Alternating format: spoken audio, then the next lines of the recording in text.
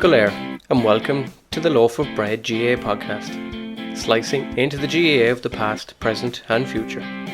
Join me, Jason Keelan, as we cut into the largest loaf of bread known to mankind. Hello, Diegwich, bonjour, ni hao, konnichiwa, guten tag and privyet to you all wherever you're listening in. What started as a message to 10 clubs has now expanded to more than 50 clubs globally from all continents.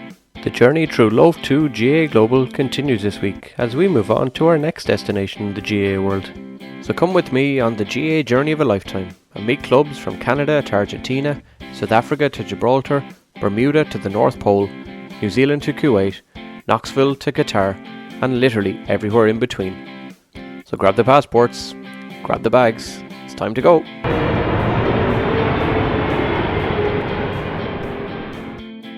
Guten morgen und wilkommen zur Slice 3 of Loaf 2 GAA Global, where we leave our friends in Zaragoza and go across mainland Europe and to the city of Cologne in Germany. We fly out of the northeast of Spain and say best wishes to all the gang at Zaragoza GAA, but we will be back to Spain again soon, don't worry. So today we chat to Francis from West Limerick, Gareth from Lisburn and Laya from Cologne, and meet the amazing Cologne Celtics GAA club. We chat everything about Cologne and how a Limerick man and Lisburn man ended up there, Laya taking on the skills of the game as a German lady, the craic in German GAA and the rivalries with the likes of Darmstadt and Dusseldorf, whether their founding member Sebastian is the best non-Irish hurler around, fighting off rabbits from a pitch, and some other key issues of the day such as Bratwurst or Superquinn sausages, Oktoberfest or Paddy's Week, and just how much does Francis hate core people. But first, as usual, let's take our trip around the beautiful Cologne in Germany. Bon Soltos.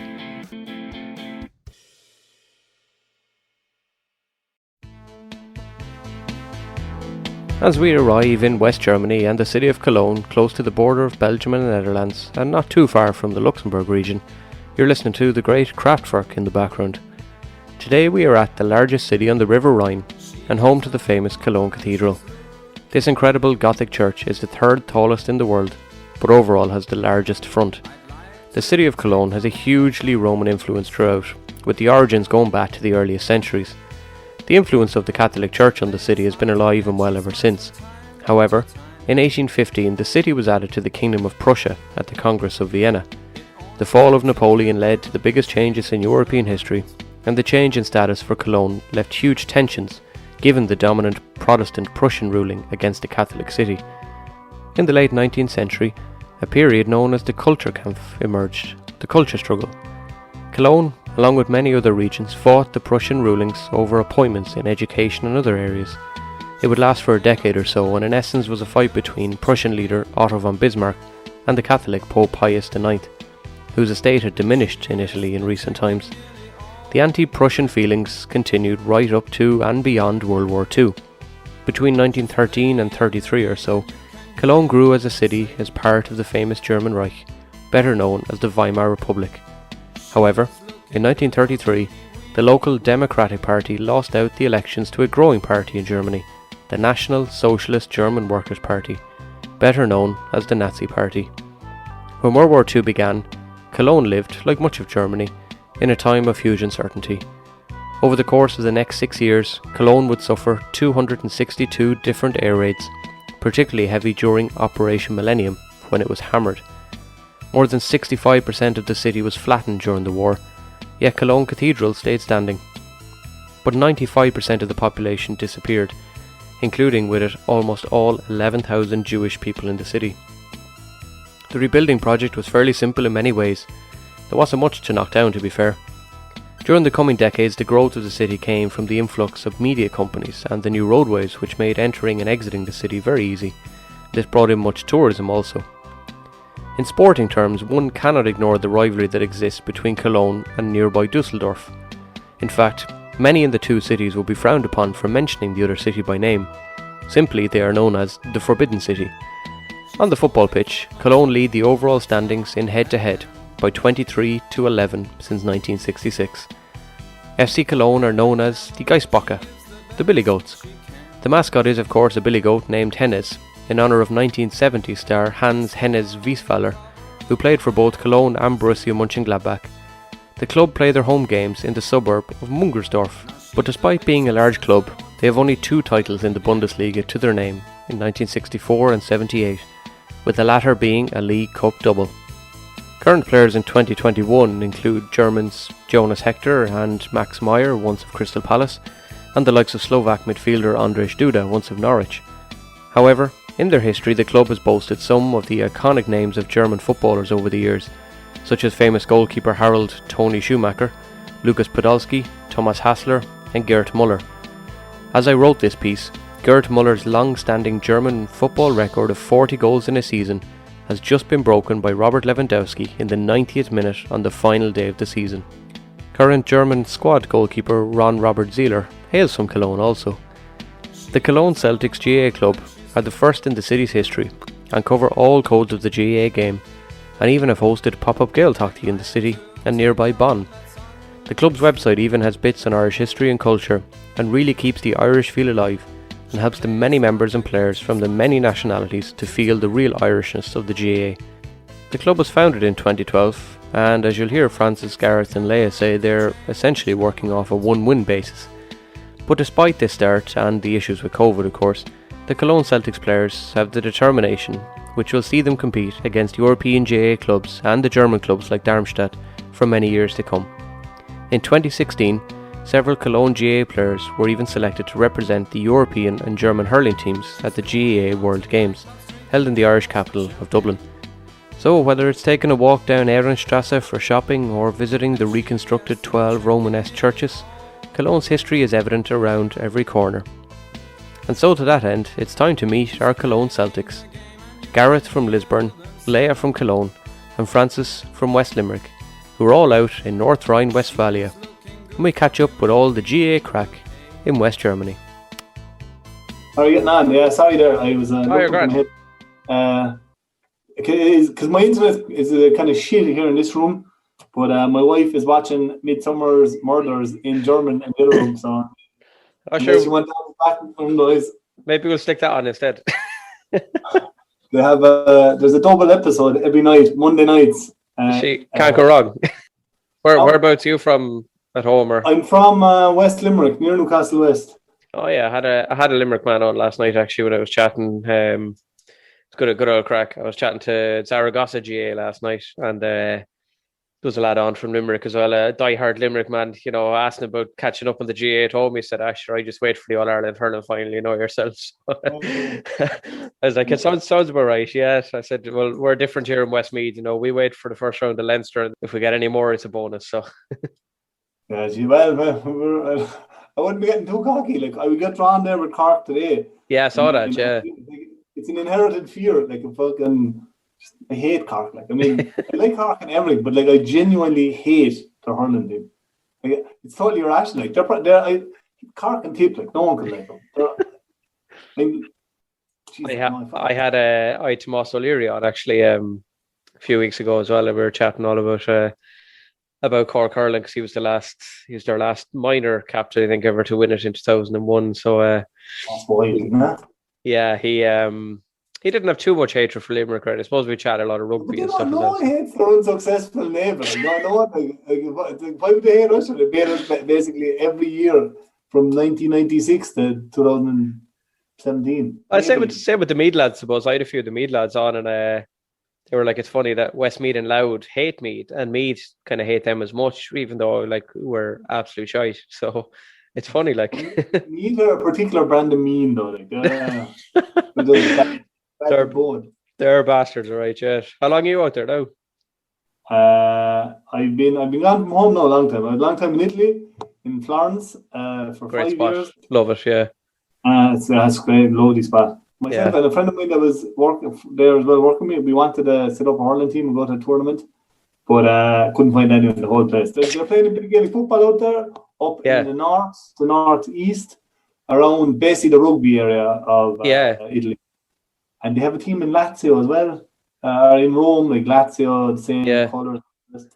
But there just isn't enough Irish people there to track people down. And I mean, the Italians are very strong in their own sports, like cycling, football, not soccer. And how did they try with every fucking thing? How'd you end up in Cologne then? My missus is German, so I was. We were living near Frankfurt for a few years, and then she got a job here, and she moved over here. But Cologne is like the coolest city in Germany. Like everyone in Germany likes people from, like they're universally considered the sound Germans. Like they're fucking. That's They're gas. People are very friendly. So like now my German's much better because people talk to you. Whereas even before, like no one talked to you. Fucking like all the worst stereotypes you have about unfriendly Germans, you had them all there. That's gas because like it's probably one of the few German cities I haven't actually been to. Like I went Munich, I went all even down like Nuremberg and all that, and yeah, Cologne it's just not one of the ones I've actually been to, funnily enough. So that's well, I mean, those cities look good. Isn't it a beautiful city? But it has the best like social life because there's really good bars here, and they have a culture of like drinking these small, like in Spain when you've been holidays. Yeah, drink these small little beers. They have the same thing here, so you get out there. Gareth tell you all about it there. Hello, how you going? Gareth, what's the craic? You well? I'm doing well. Can you hear me all right? Are you picking me up right in the mic? No, we can hear you no bother, of course. Where's that beautiful Good accent stuff. from up the north? It is, yeah. I'm from Belfast. Oh, good man, yeah. A beautiful spot. It is indeed. Well, I'm actually from Lisburn, but I never say I'm from Lisburn because nobody knows it, but I've forgotten speaking with Irish people. You might have heard of it now. Oh, yeah, I've been there before. You know Lisburn, yeah? Yeah, my uncle, I used to go up to the north a bit. My uncle used to live in Whitehead. Oh, wow, okay. I know where you are. Yeah, so I used to go up there a fair bit. My cousins are still up there. In Carrick Fergus is where my cousin is. Sorry to hear that. Yeah, I know, yeah. He's playing rugby up there at the moment, hoping someday to play for Ulster. That's his dream. So cool. And then my uncle used to be a professor there in Queen's, and he's over in Scotland now. Wow. So he's over in somewhere in Scotland anyway. But he's originally from Mullingar here, but he's lived up the north for a lot of his life. So Whitehead, Carrickfergus was kind of the main areas I would have gone to when I was younger. So yeah, nice I've spot seen there's been a lot of trouble there at what do you call it, like Carrick as well, with the riots and the protests. Yeah, an awful. It's been quite head up. You're probably too young, I suppose, to remember a lot of it, are you? Well, yeah, I was born in '92, so I was 6 when the Good Friday Agreement was signed. I was, so I remember, I remember the Irish end of it, like. I was 12, I think. Yeah. So what am I? 86. Okay. Yeah. I wrote a couple of history books for primary schools down here recently. They're only out last week, and that's a cool job. Yeah, I teach up in Dublin, and I got roped into writing the books by the book rep in our school is a big Galway head, big hurling fan, loves his GAA, and he was like, "Do you write a geography book?" I said, "No, fuck off." I said, "Not writing a book." I said, "I know how this goes." I said, "It's pain in the arse. I'm not doing it." And eventually twisted my arm and I ended up writing 2 history books simultaneously that are out soon enough. But I got to sit down with I made a few phone calls, got to sit down with Bertie Ahern and talk to him about the troubles, which was really wow. Yeah, so that was pretty cool. I just wanted to kind of know what went on behind closed doors. That night that we all watched in the room up in Hillsborough and Stormont, and I wanted to know what happened. So he kind of gave me the lowdown on it, he's very straightforward. Do you think he would have given you anything that wasn't already open to the press or anything? Nothing too much. Just it was quite soon. He at the time he's still very good friends with John Hume, but okay. John, he kind of said the media doesn't really know a lot about John. They just think that he's ill, but he said he's not going to live much longer. And sure enough, about 6 months later, John died. He was gone. Okay. Yeah, it was cool to learn. Like David Trimble's obsession in life is operas and canals. So he said, if you have any knowledge of operas and canals, you can talk to that man all day long. And I said, can I meet him? I said, I went to an opera in Kiev when I was there. I said, I don't remember any of it. It was shit. But I said, I'll talk to him if he wants. I said, I don't really care. So yeah, it's it was interesting. I won't lie. He actually wanted to talk about GAA more than anything. And this is like way before I'd even thought of a podcast, right? And just he heard us from Westmeath. He said, I used to hurl down in Cork, where his father's family originally from, and he said I would have hurled against Westmeath guys all the time. And yeah, it was fun. In fairness, that's mad. Yeah, he did. I said, look, give me 10 minutes. I said, just for a chat. And an hour and a half later, I was still sitting, and he was just chatting. Like I could have sat with him all day. He was pure politician, but I've met other politicians, and he wasn't trying to sell me a line or anything. Like he just, it was interesting. Guten Abend, Lea. Hello. How are you? Lea, wow. Long time no see, Lea. That's true. Yeah, I'm fine. How are you keeping? Yeah, all good, I think, yeah. Are you guys all in Cologne at the moment, or whereabouts are you? Yeah, I think we all are, aren't we? Yeah. That's deadly, yeah. Yeah, look, thanks you guys for coming on. I'm not gonna keep it too long. It's not stressful, don't worry. There's no you don't need to take notes or look up your history books or anything. If you have any grievances against some rival clubs, now is probably a good time. The Berlin lads are coming on soon. They're against Gareth, so who doesn't join the team? Okay, yeah, you can do that as well if you want. I suppose if we ask you, I have some kind of questions I ask all the clubs. Then there's like a little quick fire in inverted commas round. It's not really that quick fire, to be honest. And then a few bits and pieces that I've done an extra quick fire round for each country. So there's like, you have a choice of your Irish or German, kind of 50-50 in each question. So I was kind of chatting to the lads, I suppose. Laya, how did you end up getting dragged into Cologne Celtics? I used to work as an au pair in Ireland, and that's when I first witnessed what hurling and camogie is, and I always just admired it from afar. I never tried it. So just the hurleys in the backyard, gave it a few swings. But then in, 2016, I got in touch with the Celts here in Cologne, but then they played far out in the city. I never went there. And then in 2019, Stephen, our chairman, then he texted me and said, I saw you interacting with the page. Are you want to come around? And I gave it a try and never left since then. So that's brilliant, yeah. And what about Francis and Gareth? How did you get from Lisburn to Cologne? I was already here, and to be honest, I'd never played GAA before in my life until I found the club, because I'm from a very Protestant background up home, so we wouldn't be playing much GAA back there. And I played soccer with a couple of the lads, I think, once, and they mentioned there was a GAA club, and I was a bit like, I don't know if I can be joining a GAA club now. I don't know. My granny would say if I was in a GAA club. It took me a good 6 months to get around to getting the courage to join it, and now I'm fully into it. I'm an officer. I've got a role in the GAA club. I was going to say, you've got the hoodie with the initials and the whole lot. I'm fully into it. Yeah, totally fell for it. Absolutely love it. Love all the lore and the crack behind it. It's a fascinating sport. Can't believe I waited this long to get into it. So I picked it up about a year and a half ago or something. I've only been in the club now, I think. Oh, brilliant! Yeah, sounds good. And Francis, how did you get from West Limerick to? I know you said your other half is from the city. So because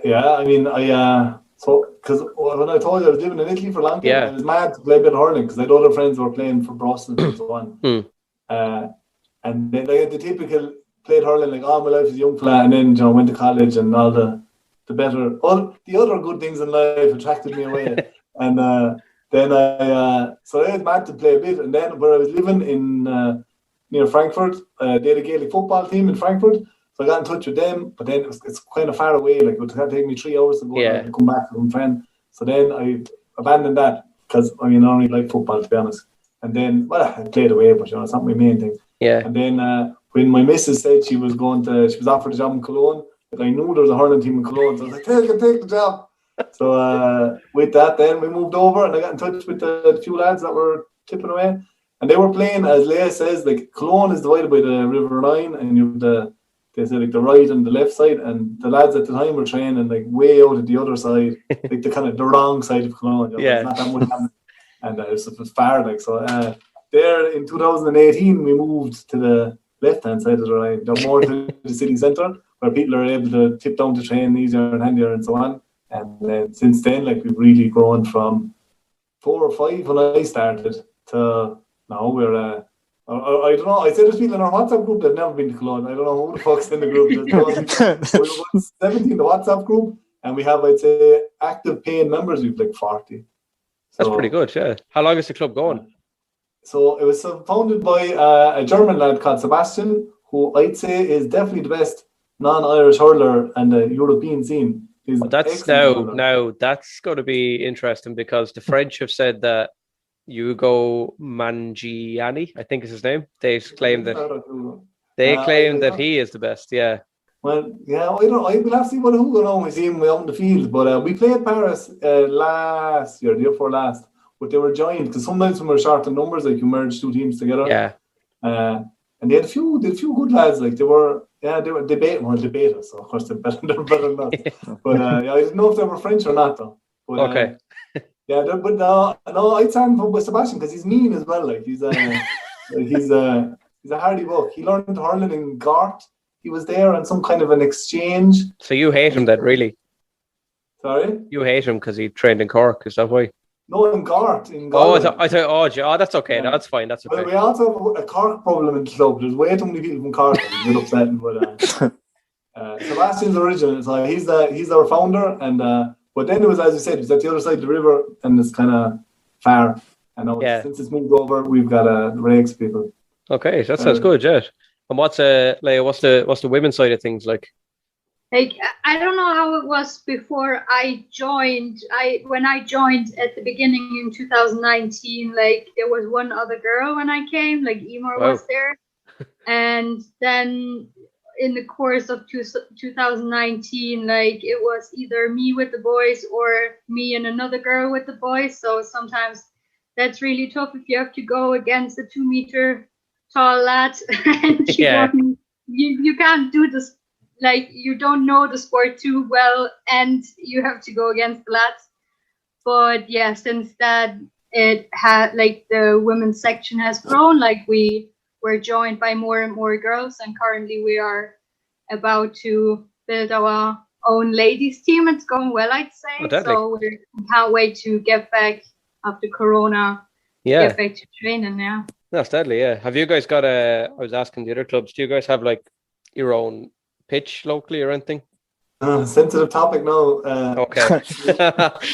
we were training, as you said, so at the start of the other side of the river, we moved back then and we got set up with the university. So we were technically a part of the university sport. So like when you would register as a student, you can just pick whatever sport, and then hurling and Gaelic football was there. And we were playing on a, to be honest, like kind of rough enough area that they've been planning to develop for years. Like 3/4 as big as a soccer pitch, I'd say, but like fucking war with rabbits. I mean, you couldn't believe it's the heart of the city. And I used to have to go around before training with a wheelbarrow and fill in the holes. Like, so this sounds like a Father Ted episode. Bad. And then they'd be standing there looking at you, like basically taunting you. And the worst ones, like, you wouldn't mind to dig a big hole, but it was little holes, just out of pure badness, like malignant rabbits. But we were there anyways. But we got the boot there last year because of Corona. Yeah. Because they were very cautious. And then we were training in a neighbourhood called Nippes. And that's a public soccer pitch. And it's nice, it's well maintained, it's fun, but sometimes like we have to share it with father playing soccer with his kids or like whoever randomly turns up. There's there's an Aikido, how do you say that? Aikido team that trains there sometimes when we're training. That's class, isn't it? Yeah. It is class. They're there with their swords in the corner. It's brilliant. They'd be handy with a hurling all, I reckon. Should get those lads signed up. Yeah, they sound like. I've thought about it. I really have. Hurling one hand and the sword in the other. Yeah. Well, you need that though at hurling training, don't you? You need to bring the intensity. So maybe you need them standing on the sideline with a sword, threatening. You know. Oh. Yeah, that's the thing that'll win you European Championships now. Did you ever get? Reminds me of Belfast. Oh Jesus! Did you ever get to come to the World Games in 2019 or? No, we were only really getting going with fielding teams by 2019. Right. We'll say we went to our first tournament in 2019 where we fielded our own full team and we went up to Amsterdam to play around the European Championships. All right. We lost all our matches, some of them quite heavily. But what about it? But we were playing anyways. And we had one of our lads went up to the World Games. He was over playing for the German team. Yeah. Florian, and another one of our key men, Malti, he was at Berlin at the time, and he also played for Germany beforehand in the World Games. But we just missed out, we'll say, on that round of the World Games. So maybe the next time we'll see who we can send over. I think they're scheduled for 23 or 24. I can't remember, something like that. They've scheduled them. So hopefully. I just wondered. I was asking because I haven't found them yet, but there's a team who turned up to Dublin Airport and they were off the GAA free buses and whatever down to Waterford, and two teams one team got on the wrong bus, got on the Bus Éireann bus, which wasn't free. You had a 3-hour journey through Kilkenny, Carlow, Wicklow. Didn't have a clue where they were going. And the other team deliberately got on the wrong bus because they came with no hurls, but they knew a lad in Paulstown in Kilkenny. And they gave the bus driver 20 quid to rock up to Paulstown, get them the hurls, and then make their way on to Tremor down in Waterford or wherever it was on. That's class. Yeah, so I'm still trying to locate who it actually was. So I haven't found them yet. I thought it might be, so worth asking anyway. Could be Darmstadt because they have connections but they have hurleys at Darmstadt. Yeah. These boys came as underprepared as you could imagine by the sound of it. So, but in fairness, they knew who their contacts were. So, but who are your main rivals then? Locally, are Berlin one of the main rivals because they're coming on soon enough as well, hopefully. So, no. I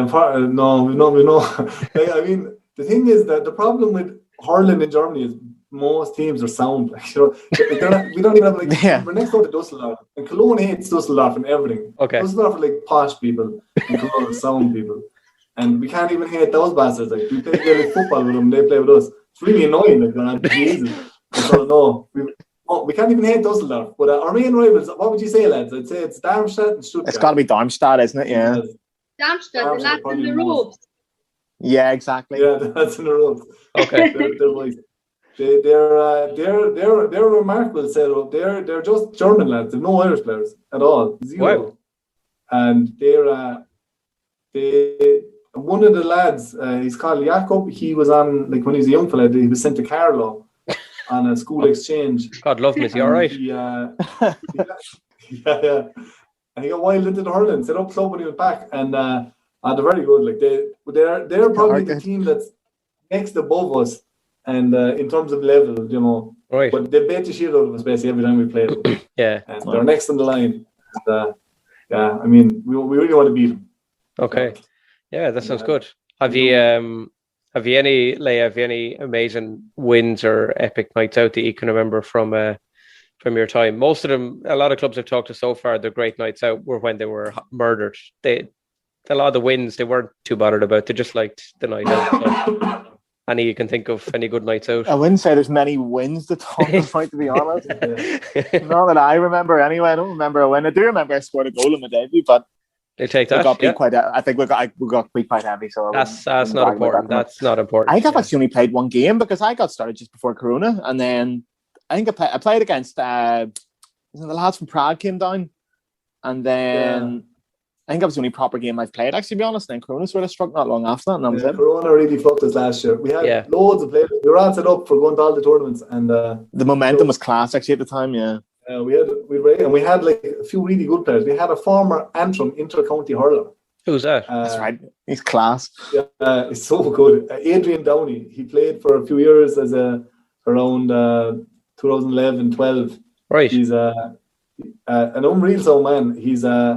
He lectures in philosophy in Queens, would you believe? And he was living up in Bochum, which is a city. Yeah, I know. It's not that close to us, but he used to come down for the matches. He was unreal good, like unbelievable, like fucking ridiculous. He would have played against Westmeath, actually, I'd say, because that's the kind of era we would have been playing Antrim, I'd say. He would have, yeah. So he was, I think he was around that under-21 team. I don't know if he on that one or not. They got to the All-Ireland final. They beat Offaly or they took a few scalps, over their time as well. They put a lot of the hurling on the map up the north as well, which is good. So that's a good one. Yeah, I have to ask for the people who are listening as well, I suppose, and for myself, what's Frank? What's your main position on the pitch?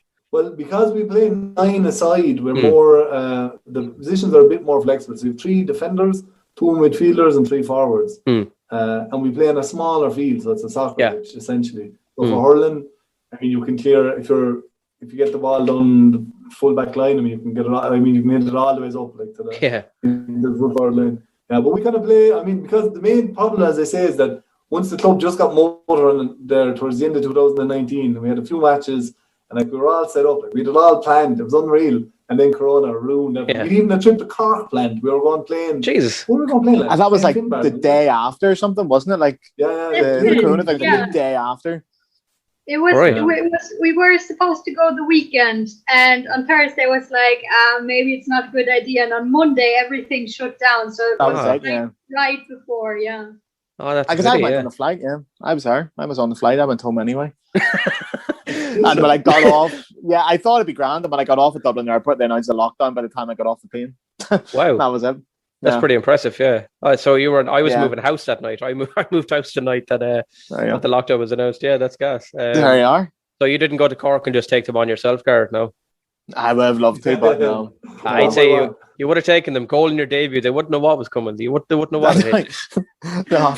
Yeah. It was a good team and all we were playing. I think it was a proper team, wasn't it? It was quite a famous club. Their actual team against them. Yeah.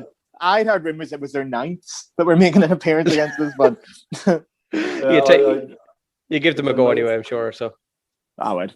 Yeah, definitely. Yeah. What was it? Was it the same Finbars? Was it? I think it was Finbars. Yeah. That big club. Yeah. Geez, you're taking on some GA royalty there. Definitely. Yeah. Definitely. Yeah.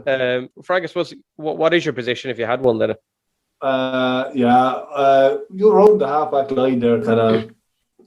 Yeah, halfback line somewhere. Yeah, okay. Would be my general position. So would you be like, would you be Cian Lynch? Who would you prefer to be? Well, I'd say I'm a different standard. Because I used to be, like when I was younger, like I was a more of a technical, classy style young. Right. I was quite fast. Yeah. But now at the age of 36, I have to tend to rely more on the more rudimental style hurling. Long ball. Some kind of late 90s router would be more my style than any of the contemporary picking out passes. Okay, sounds good, Josh. I'll take that. Laya, what's your kind of position when you play? Defender, midfielder, forward? Yeah, I'd say like I'm finding that from the matches that we played last year. Like but I feel like defending is where I see myself most of the time, where I feel most comfortable playing. So the right wing defending, I think that's where I go for, where I played most of the time last year. Yeah. Yeah. You don't have any problem breaking a hurl across someone's leg or anything, no? No, not yet. I'm not the hurl breaker here. Not yet. Is Gareth, are you the hurl breaker then? Is that what? No, I'm absolutely not. No, Frank's got a reputation. Frank's got a reputation. Okay, fair enough. We'll take that. Frank's got many reputations, to be honest, but yeah. Right, okay. We'll come back to those in a second then. What's your position then, Gareth, generally? You obviously forward or somewhere if you got a goal in your debut. I actually was playing forward most of the time. Honestly, the only sport I really knew before that was soccer. So my idea of positions was all based on what soccer was. And I think it was Frank that just said to me, just go up there, just play as forward. And it just stuck. Every time I play now, I'm up there. And I like it. But the only thing is, in hurling especially, the stress is getting the fucking slither. Like, that's the thing. If you haven't played it as a kid, it's actually getting it. In Gaelic football, it's kind of grand. But then, obviously, it only comes up like 2 or 3 times a half, especially when we're playing. So, I really have to make the most of it. And, yeah, it's a lot of stress. It's a lot of anxiety, but... Okay. I think it'll go. Yeah, fair enough. Yeah. No. If I didn't mention that already. Who was the goal against? It was against Prague. All right. Okay. I think it was that Prague game. Yeah. Okay, but you didn't win your claiming anyway. No. Okay. No, we didn't win. We definitely didn't win. Okay. We're operating on a 1-win basis so far. We beat Stuttgart last year. That's right. The year before last year, and we've had a few close shaves with Darmstadt, but it's getting closer. Yeah, we're basically the worst or second worst team in Germany. Okay. Well, you're working from you take the local scalps first. Take Stuttgart, then you can get to Spain and Prague and all the other lads. You work your way up. Yeah, exactly. Yeah. Well, in our defence, our team is probably, with the exception of Darmstadt, one of the most international teams. The majority of our players aren't Irish, and a lot of the Irish lads that we have would be like Gareth, our boys who wouldn't have been necessarily Protestants. Raised in lots of hurling. Like we'd lad from Mayo who love hurling, things like that. But so we've lads from, I don't know where are all the boys from there. We've a lad from Finland who used to play ice hockey, big unit now, big man, very good. We've lads from, where else we have? Is he a good fullback? We have the Netherlands. A couple of Dutch. Greece. Wow. Greece, right enough. Yeah, of course. Yeah. We have an Indian lad. Yeah, the Indian fella's right. Yeah. Yeah. And how did they find taking up the game? No, really, like. I hear also the Finnish lad, he's brilliant at it. He's a really handy hurler, to be fair to him. Also 6'6", 6 or 7. Like, it does help. It does help. I think your position of full forward's under threat there, Gareth, if I'm being honest. No problems at all. I love playing sub. It's my favourite position. Left back on the bench. Yeah. Like, honestly, I'd be delighted with that. Smoke a few. No, man, anyway. Yeah. Sorry. Okay. That's what you got. Indian, Greek, Dutch, German, Irish. Anywhere else you've represented that you can? We got a lot of English as well. Yeah. Some English lads. Some English lads. We had where else? We had that's actually it. We overlapped it. They're mostly Germans. And how did you manage to get them in? Like the Gaelic football in some ways is kind of easier to take up. The sides of the ball. It's two-handed catch. And did they find it particularly difficult sticking one hand catching a ball at 60 miles an hour in the other? They're more into the hurling as far as I can tell. Like Laya there, for example, is no interest in Gaelic football. And I think, we've got two lads who are more. We've one lad who's German Monaghan, and he's not like German Irish, he's German Monaghan. He's the strongest Monaghan accent. He's born and raised here. He actually really does, Brilliant. He's a very good Gaelic footballer. He also plays for Ireland's international handball team, the Olympic handball. Yeah. And we've another lad from Birmingham who is his family are Irish, like a Jack Grealish type situation. Okay. Yeah. He's fucking very, very good at Gaelic football now. Joseph is called. Right. But all the rest of the lads are just more into the hurling. It's that's cool. Yeah. They find more challenge. Like a few of them are great. Like one lad was on a stag night in Ireland, and he there's some club up in Dublin, Smart Boys in Dublin. They offer like hurling and Gaelic football, kind of a day of hurling and Gaelic football for stag nights. And he loved it. Came back, brought a hurley back with him, the whole lot, and he's real good. Like he's really, really good. Like, and so people come from all different ways. The Indian lad thought it was a soccer team, but then for some reason he stayed anyway. But he stayed on. So I don't know what the other stories are. I mean, what about the girls, Leah? I don't know. What are they doing there? How did they come to it? I know some of them found us via university, because it's in the university program, and then they were like, "Oh, that sounds like something I have never heard of before. I give it a try." And some of the girls also have like I go and work for a year in Ireland before I study background. So there's another au pair there as well. So they got in touch with Ireland as a country, and then they thought, okay, I'd give it a try. So yeah, but I guess those are the kind of backgrounds. Like I think the main impact we had from the Unisport and the students there, and then the Erasmus people who want to get to know people internationally, Yeah. Yeah, it's a big social side over there, obviously the same way that it is kind of here. It's a massive, the community kind of thing over here. I suppose GAA is huge. So it's obviously the same out there. Have you guys, just thinking across my mind, you probably haven't since you're working off the 1-win basis, but Zaragoza last night, I'm convinced the story will never be beaten. They required to qualify for something. They needed to win a game by 36 points. They won by 37. Oh, have you guys? Class. What was your victory over Stuttgart like? I didn't play it. Frank will have to take that one. I said it's the only one there. I was in goals with the flu, like sweating. I didn't know what's going on at all. I fucking had to drive down. Our victory over Stuttgart because our big lad, would you believe it? The big lad from Finland, he got concussed. Oh no! He got leathered, and I couldn't play anymore. And we had two people who just turned up. So the girl from Norway who she studied in UCD and she came on Erasmus to Germany, I think, was it? Is that what it was? Yeah. So she turned up, and she never really played before, and she was playing.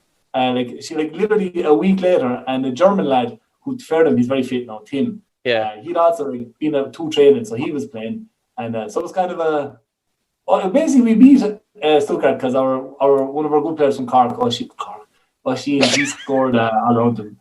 But yeah, that's it. Now what I call it. Yeah, okay. Okay, you don't like admitting that though, because he's from Cork, is it? No. There's a load of new lads who joined now during Corona. We haven't seen them yet, and they're all from Cork. Will you? Sorry, I've heard this. Yeah. Will you accept them in as members or? Well, you mightn't accept them in from Limerick as well, will you? For accepting it, yeah, we have to. I mean, I think we can probably have a quota system, like you can one in, one out type of thing. But, well, one Cork in and four Cork out. yeah, that's the quota system you want to say. So, what's your local? Have you a local place that you would go to after games? Have you a pub that you set up your home in? We have a sensitive subject as well, isn't it, at the minute? Oh Jesus, okay. We've switched, because it depends on the club, the pubs we're sponsored by. We've been sponsored by at least 2 different Irish pubs. I'm not sure what the sponsorship situation is at the minute. Maybe I can't say too much for legal reasons, but I think we're gone. But there was a couple. There's actually a fair whack of Irish pubs here in Cologne, and there's there's at least 5 or 6 I think that I know of. But we were sponsored to last year by the Jameson, which is probably the biggest Irish pub here in. Okay. And at one stage was basically employing half of our team. That was true, actually. Yeah. So on. But unfortunately, then with Corona, there, everything is kind of shut down in the bar basis. But there's the Jameson, I'd say, is that would have been our main place for meeting and so on after matches and so on. And we appreciate their support, and we hope they support us again in the future. Listening there, lads. Yeah. Get the checkbook out, lads. Get the checkbook out. Yeah. You don't have the Zaragoza lads last night somehow seemed to have uncovered. I think it was them as they referred to her as a sugar mother. They had an American woman. They actually, James, I think it was on. Accidentally said, instead of saying her name, said American Money. What's her name? you haven't found one of them yet, obviously. It's not a bad idea though, actually, now I think about it. Yeah, he called her Roman Abramovich first, and then he referred to her as American Money. I've never I don't know what her name is. I still never learned her name. She was American Money is what her name was. So yeah, you guys haven't found anyone like that locally, no? No, not so lucky yet, no. Unfortunately not. Yeah, we'll put the word out there. I don't think we'd have any moral opposition to any financing. Yeah. I think there's a mafia group who probably want to sponsor you somewhere, I'm sure. So that you take their money. I'm sure, we take any sponsors. Okay, I'll take that in. Yeah, is there? I asked. We do an awful lot of drinking. Yeah. I should emphasize. No, but here, like as I was saying in Cologne, they have this drinking culture, like the local beer. So I mean, we have lots very under, and you have these kiosks, like these little shops that sell like fags and a few magazines and beer. They basically only sell beer, and it's a really nice kind of culture here in Cologne where you, after training, you go to the local kiosk and you have a few beers and you stand all around. The weather here in the summer is great. Like for an Irish person, it's sensational. So it's we do an awful lot of drinking on the streets. Grant, yeah. Aren't you fucking blessed with your nice weather? Yeah, as it's fucking shit outside here. It's tough on the likes of myself and Gareth. Like we've complications with the sunshine. Tough conditions for to say the least. You need a hat. Basically, is essentially the moral of that story. So there's I asked the other clubs this. It's if you got a few of you on, is there a particular tough nut lunatic at your club who isn't on tonight who would be worth mentioning? I love the way Laya's eyes just lit up and she's like, oh, this should be interesting. Laya wants to say Frank, I can tell. Yeah, I was going to do the same thing, yeah, but who are you thinking of, Laya? I wouldn't describe just use it or choose him as the lunatic of the club, but the shining one of the shining figures just left us, our coach Liam. Okay. Oh, of course. Who always wrote a nice text after matches, very poetic man. Okay. Yeah, Liam was a wild character. I think he's from Galway. And I think Frank's froze here. Abusive during training. Oh wait, hang on. I think Frank was abusive. Yeah. he was a mad. I actually loved him. In my head, I'm trying to imagine what because I don't know what GAA coaches are like. I don't know what the banter is with GAA coaches, but to me, he's like your stereotypical old-fashioned 80s GAA coach. He was great. He did come out with some genuinely poetic things sometimes when I was talking to him. I remember I play music for a living. I'm a musician. I play the flute in orchestras, and I remember once I was doing some running, and he just kept screaming. It's like, you need good lungs to play the flute, you need good lungs to play the flute. It's like, I do need good lungs to play the flute. Thank you, Liam. I'm going to run a bit harder. And he couldn't remember my name. He never remembered my name, but he always knew that I played the flute. Okay. Or he called me Big Man. That was always one of the He didn't know things. anybody's name. He knew what 4 people. And that was it. But he knew Because- something. He always said big man and good woman. Yeah, Big Man. Those were all the people. Big man and good woman. He's a proper GAA manager, so yeah, if he doesn't remember your names, but he still knows your ins and outs. Yeah, he's a real GAA head, definitely. He's a mythological figure. He really was. He was something else. Yeah. He's a great GAA man, and he played like Masters football in Galway there a few years ago. Like he's a long career, would say, playing, and he's the fittest man I think I've ever met. He's ran something like 700 kilometers since January. Like it's unbelievable. Is that all? Lazy bastard. He's obscene. Like, and he was a great trainer, to be honest. Because what he did was, like, in the European scene, like, well, I mean, we're not playing at home. Like, you know, the standard is different, the expectations are different. Yeah. But I mean, you do need to make a bit of an effort to training, and you do need. I mean, our training sessions are quite aggressive. Like at times, you know, really are. Like, and Liam was the main reason for driving us on, and physicality, and like we have a German lad that plays. He's like a naturally mean full back from the fucking 70s or something. Like, he just likes the dark arts, like, and he's really good. Called Boris, like he's really top class, and that's it. The unglamorous side, like he's really good. And like we had this kind of, so Liam was a good man for encouraging fitness. Number one, like I mean, we've had a lot of vomiting at training. Okay. Responsible for all of that, and there's been a lot of this kind of driving on. A bit more of the spirit of at home, you know, to kind of make me focus more and you know, rile us up for matches. So we miss Liam a lot. Liam was very good, and he was great for Gaelic football.